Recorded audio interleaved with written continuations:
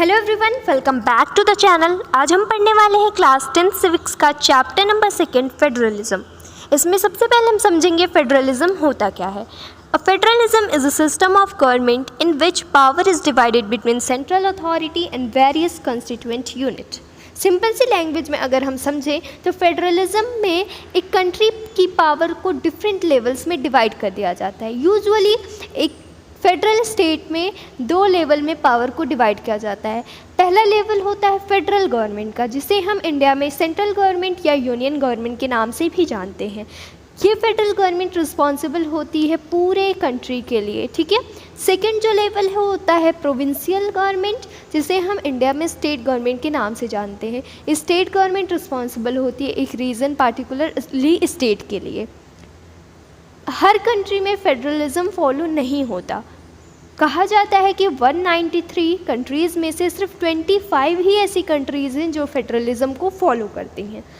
अब हम देखेंगे डिफरेंस एक यूनिटरी सिस्टम में और एक फेडरल स्टेट में, ठीक है। हमने समझ लिया फेडरल स्टेट क्या होता है। फेडरल स्टेट में एक कंट्री की पावर को कई लेवल्स में डिवाइड किया जाता है। वहीं यूनिटरी सिस्टम में ऐसा कुछ नहीं होता, या फिर वहाँ पे एक ही लेवल गवर्नमेंट की रहती है, या फिर अगर और भी लेवल हैं तो वो सब ऑर्डिनेट रहती हैं सेंट्रल गवर्नमेंट के। फेडरल सिस्टम में सेंट्रल गवर्नमेंट स्टेट को ऑर्डर नहीं दे सकती। अगर वो ऑर्डर देती भी है तो ज़रूरी नहीं स्टेट गवर्नमेंट उन्हें माने। लेकिन यूनिटरी सिस्टम में बिल्कुल इसका अपोजिट है। अगर सेंट्रल गवर्नमेंट ऑर्डर देती है स्टेट को तो उन्हें मानना ही मानना पड़ेगा। अब हम पढ़ेंगे फीचर्स ऑफ फेडरलिज्म।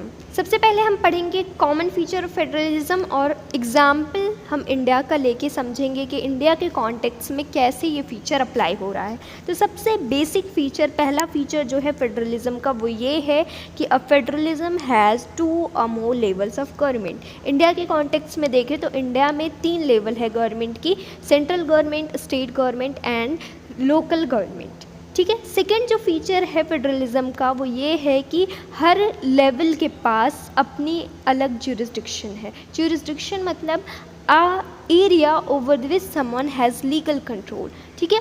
इंडिया के कॉन्टेक्स्ट में अगर देखें तो इंडिया में गवर्नमेंट जो स्टेट गवर्नमेंट है, सेंट्रल गवर्नमेंट है, लोकल गवर्नमेंट, इनके पावर को डिवाइड कर दिया गया है कि हाँ तुम इस लिस्ट पे, तुम इस चीज़ पे वर्क करोगे, तुम इस चीज़ पे वर्क करोगे। दोनों एक दूसरे में इंटरफेयर नहीं कर सकते। तो उनका एक क्लियर डिवीज़न है, उनकी एक जुरिसडिक्शन कॉन्स्टिट्यूशन में मेंशन कर दी गई है किस तरीके से आप काम करोगे।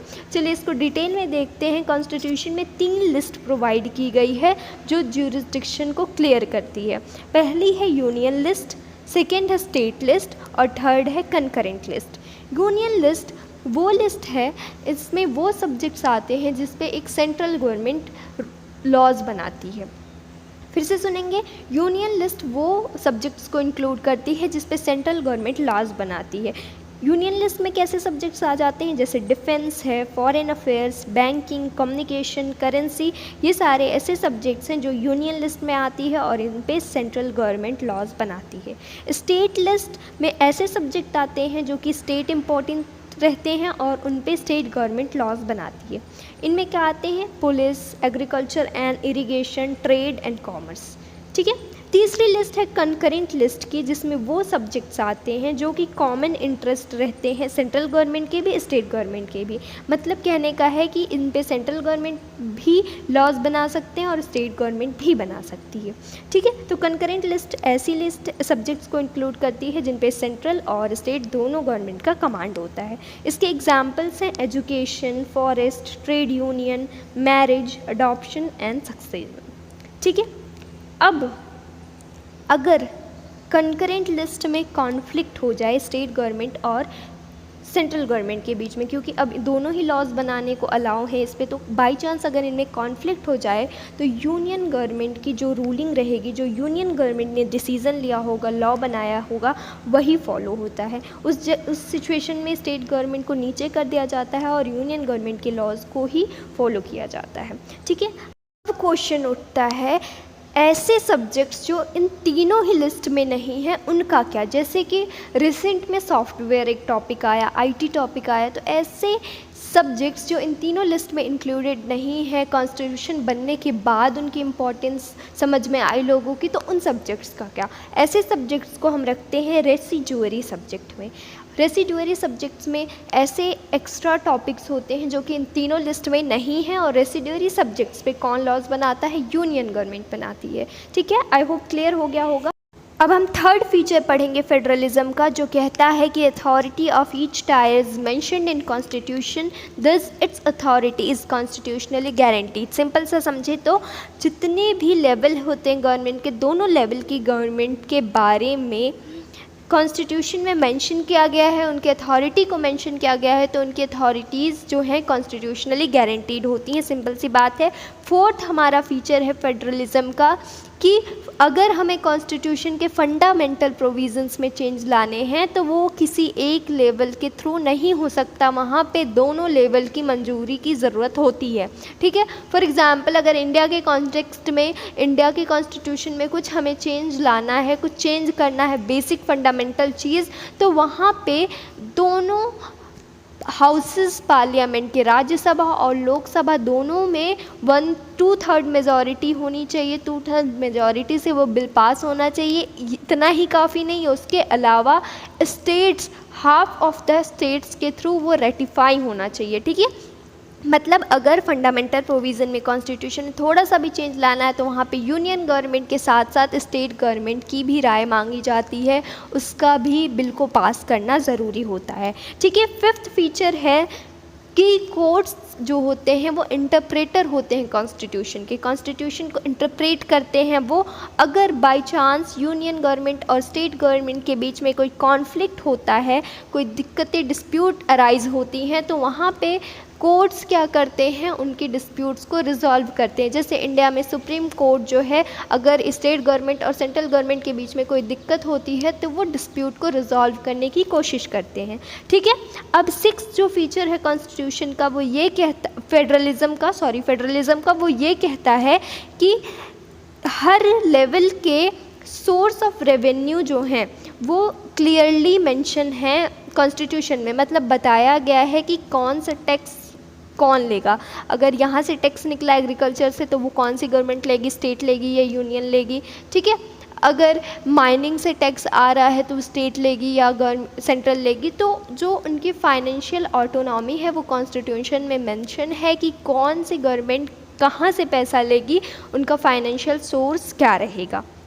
सेवेंथ एंड लास्ट जो फीचर है फेडरलिज्म का वो कहता है कि फेडरल सिस्टम के 2 ऑब्जेक्टिव हैं। Federal system has dual objective. पहला ऑब्जेक्टिव है कंट्री की यूनिटी को प्रमोट और सेफगार्ड करना। सेकंड ऑब्जेक्टिव जो है फेडरल सिस्टम का वो ये कहता है कि रीजनल डाइवर्सिटी को एकोमोडेट किया जाए। ठीक है, क्लियर है, डुअल ऑब्जेक्टिव है। First one is to promote and safeguard unity of country and second one is to accommodate regional diversity. फिर आगे बताया गया है इसी टॉपिक में कि एक फेडरलिज्म को वर्क करने के लिए 2 चीज़ें बहुत ज़रूरी होती हैं। पहला है म्यूचुअल ट्रस्ट, जो दोनों लेवल होती है गवर्नमेंट उसके बीच में ट्रस्ट होना चाहिए और उन दोनों लेवल के बीच में एग्रीमेंट होना चाहिए चीज़ों को लेके। आई होप क्लियर हो गया होगा। अब बढ़ते हैं नेक्स्ट टॉपिक पे। अब हम देखते हैं कि फेडरेशंस बनते कैसे हैं। फेडरेशन बनने के 2 तरीके हैं। पहला तरीका होता है कमिंग टुगेदर फेडरेशन, सेकंड होता है holding together federation. Coming together federation में क्या होता है बच्चों कि कई सारे इंडिपेंडेंट स्टेट्स आपस में कहते हैं चलो भाई अब अकेले नहीं रहा जा रहा, हम लोग आपस में मिलकर और ताकतवर होकर कंट्री बना लें। तो कई सारे इंडिपेंडेंट स्टेट्स आपस में मिलकर एक बिगर यूनिट बना लेते हैं और वही कहलाता है कमिंग टुगेदर फेडरेशन। यहाँ पे हर स्टेट्स के पास इक्वल पावर होती है। ध्यान देना, हर स्टेट के पास इक्वल पावर है और यहाँ की जो फेडरल गवर्नमेंट होती है, सेंट्रल गवर्नमेंट होती है, वो स्टेट गवर्नमेंट से कम पावरफुल होती है। मतलब ज़्यादा पावर जो होती है वो स्टेट गवर्नमेंट के पास होती है। कमिंग टुगेदर फेडरेशन के एग्जाम्पल्स हैं अमेरिका, यूएसए जिसे हम कहते हैं, ऑस्ट्रेलिया और स्विट्ज़रलैंड। दूसरा जो तरीका है वो है होल्डिंग टुगेदर फेडरेशन का। यहाँ पे एक बड़ी कंट्री ये डिसाइड करती है चलो अपने पावर को छोटी यूनिट्स में डिवाइड कर दिया जाए। ठीक है, यहाँ पे एक बड़ी कंट्री खुद ही डिसाइड करती है कि हम अपने पावर को छोटे यूनिट्स में डिवाइड कर दें ताकि वर्क लोड कम हो जाए। होल्डिंग टुगेदर फेडरेशन में सारे स्टेट्स के पास इक्वल पावर नहीं होती। कुछ ऐसे स्टेट्स हैं जैसे इंडिया में आसाम, नागालैंड, अरुणाचल प्रदेश, मिजोरम, इन सबको स्पेशल स्टेट का दर्जा मिला हुआ है according to article 371 of constitution. ठीक है, इनकी लाइफस्टाइल को प्रोटेक्ट करने के लिए, इनके कल्चर को प्रोटेक्ट करने के लिए इनको ये स्पेशल स्टेटस दिया गया है।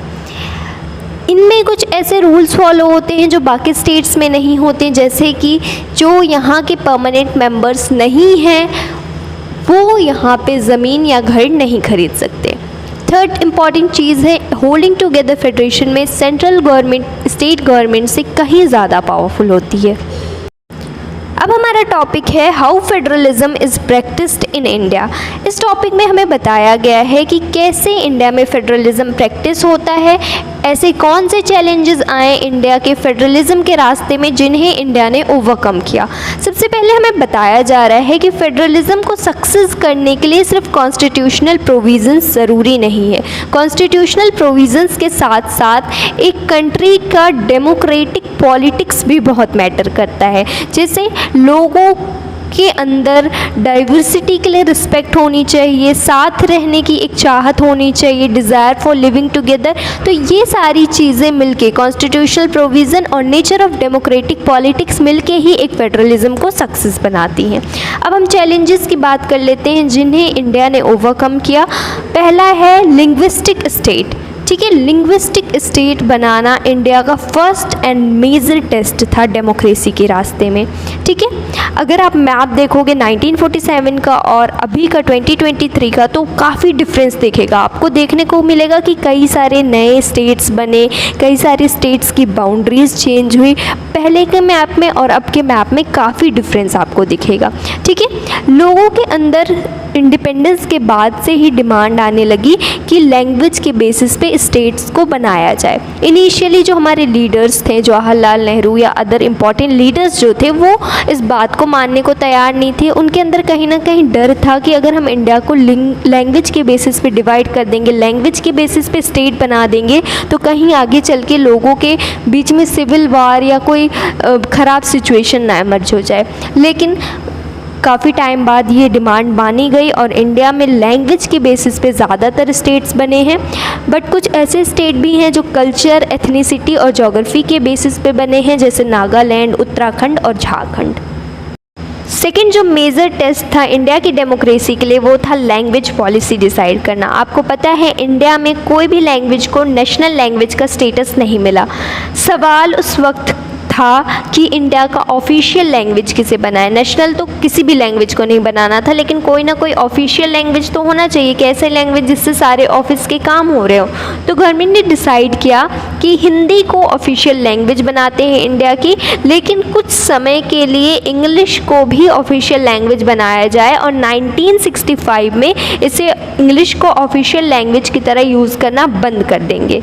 ठीक है, मैं आपकी जनरल इन्फॉर्मेशन के लिए बता दूं कि इंडिया के सिर्फ 40% लोग ही हैं जिनकी मदर टंग हिंदी है। बाकी 60% लोगों की मदर टंग हिंदी नहीं है, वो हिंदी नहीं बोल पाते हैं। तो इसके ख़िलाफ़ प्रोटेस्ट होने स्टार्ट हो गए, स्पेशली तमिल रीजन में जिनको हिंदी बोलनी नहीं आती, वो नॉन हिंदी स्पीकिंग पीपल थे। तो उन लोगों ने डिमांड की कि इंग्लिश को एज ऑफिशियल लैंग्वेज यूज़ किया जाना चाहिए।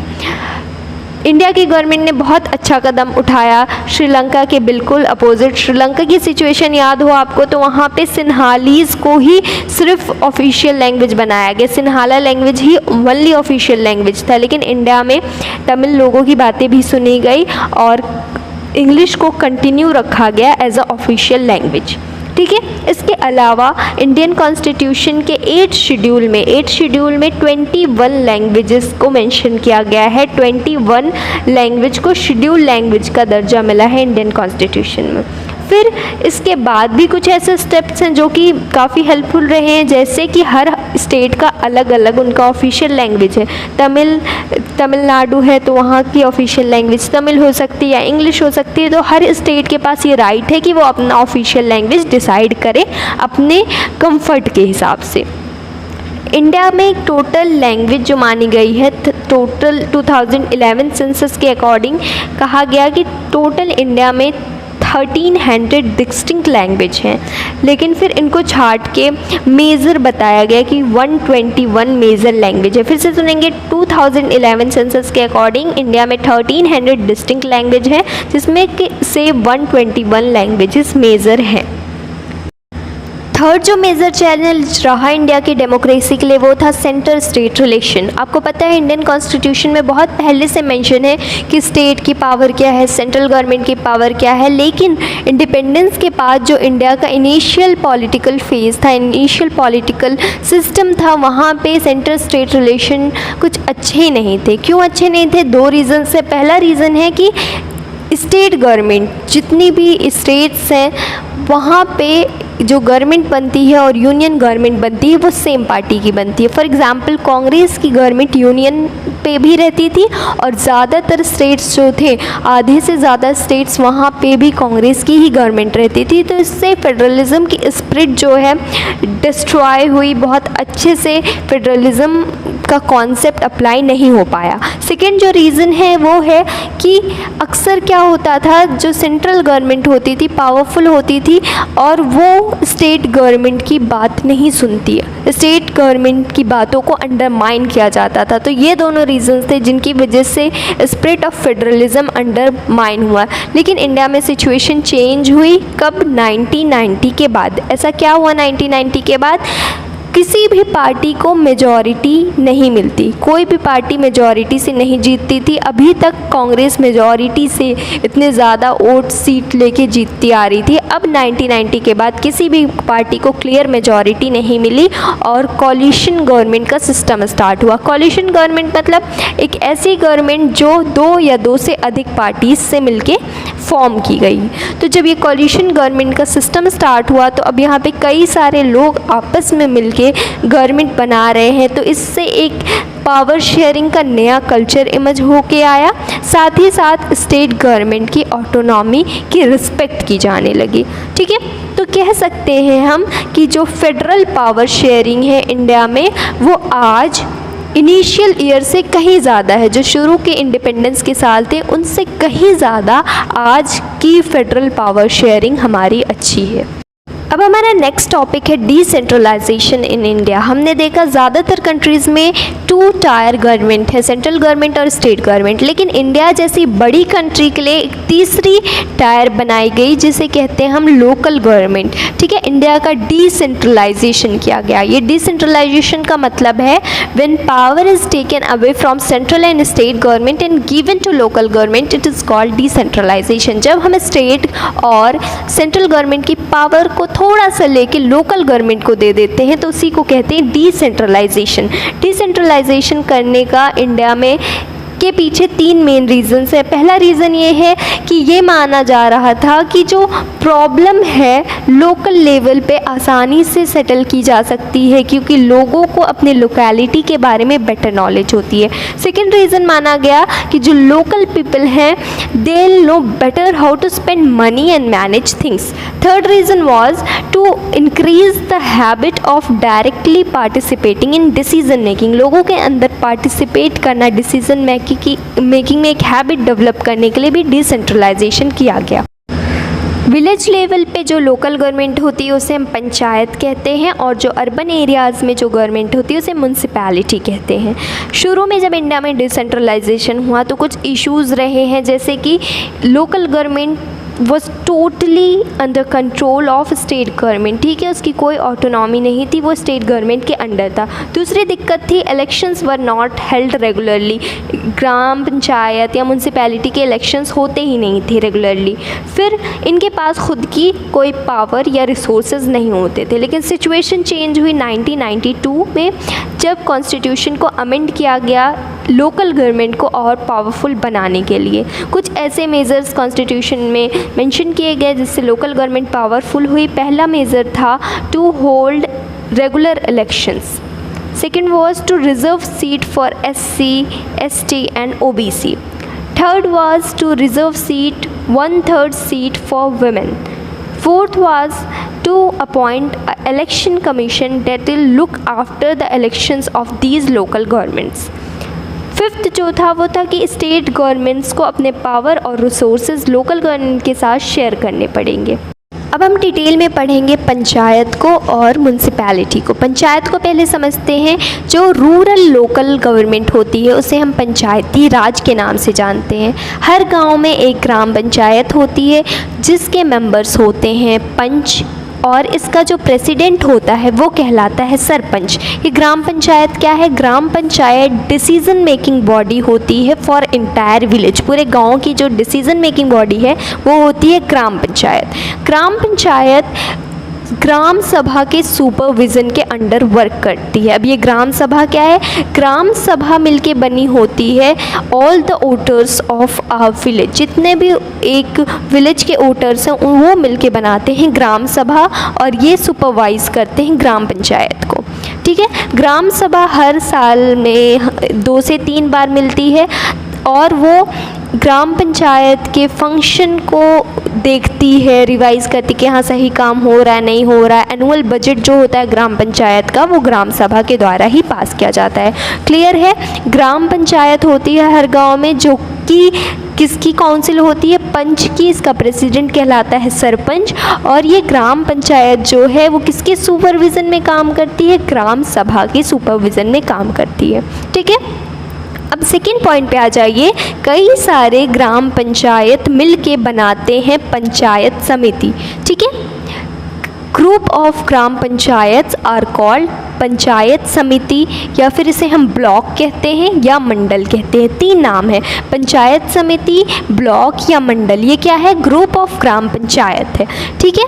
ये जो मेंबर्स होते हैं पंचायत समिति के या ब्लॉक के, उन्हें कौन इलेक्ट करता है? सारे ग्राम पंचायत के मेंबर्स, जितने भी इलेक्टेड मेंबर्स हैं ग्राम पंचायत के, वो इलेक्ट करते हैं ब्लॉक के मेंबर्स को। ठीक है। ये पंचायत समितिस जो हैं अब आगे मिलके क्या बनाती हैं? जिला परिषद। अ ग्रुप ऑफ पंचायत समितिस जो हैं वो मिलके बनाती हैं जिला परिषद। इन जिला परिषद के मेंबर्स में एमपी भी होते हैं, एमएलए भी होते हैं, और भी कई सारे ब्लॉक के मेंबर्स होते हैं। जिला परिषद के चेयरपर्सन जो है वही पॉलिटिकल हेड होता है जिला परिषद का। जो चेयरपर्सन होता है जिला परिषद का वही पॉलिटिकल हेड होता है जिला परिषद का। ठीक है। अब शहरों का देख लेते हैं, अर्बन एरियाज़ का देख लेते हैं। अर्बन एरियाज़ में जो टाउन्स हैं वहाँ की गवर्नमेंट को हम म्यूनसिपैलिटीज़ कहते हैं। जो बिग सिटीज़ हैं वहाँ की गवर्नमेंट को कहते हैं म्यूनसिपल कॉरपोरेशन। टाउन की क्या कहते हैं? म्यूनसिपैलिटीज़। जो बिग सिटीज़ हैं उनको कहते हैं म्यूनसिपल कॉरपोरेशन। जो म्यूनसिपैलिटीज़ होती हैं वहाँ का पॉलिटिकल हेड होता है चेयरपर्सन, और म्यूनसिपल कॉरपोरेशन के पॉलिटिकल हेड को मेयर कहा जाता है। ठीक है। ये जो डिसेंट्रलाइजेशन रहा है इसको लार्जेस्ट एक्सपेरिमेंट इन डेमोक्रेसी की तरह देखा जाता है, क्योंकि इतनी बड़ी कंट्री में डिसेंट्रलाइजेशन का कॉन्सेप्ट लाना बहुत ही ज़्यादा डिफ़िकल्ट था, चैलेंजिंग था, लेकिन इंडिया में सक्सेस रहा। बट स्टिल कुछ प्रॉब्लम फेस कर रहा है अभी भी, जैसे कि इलेक्शंस तो अब रेगुलरली हो रहे हैं 1992 के बाद से, लेकिन ग्राम सभा की जो मीटिंग्स होती है, हमने देखा ना ग्राम सभा हर साल में 2-3 बार मिलती है ताकि वो ग्राम पंचायत के एनुअल बजट को पास कर सके या उनके काम को देख सके, सुपरवाइज कर सके, बट वो नहीं हो रहा है। इलेक्शंस तो हो रहे हैं रेगुलरली, लेकिन ग्राम सभा की मीटिंग जो है वो फ्रिक्वेंटली नहीं हो रही है।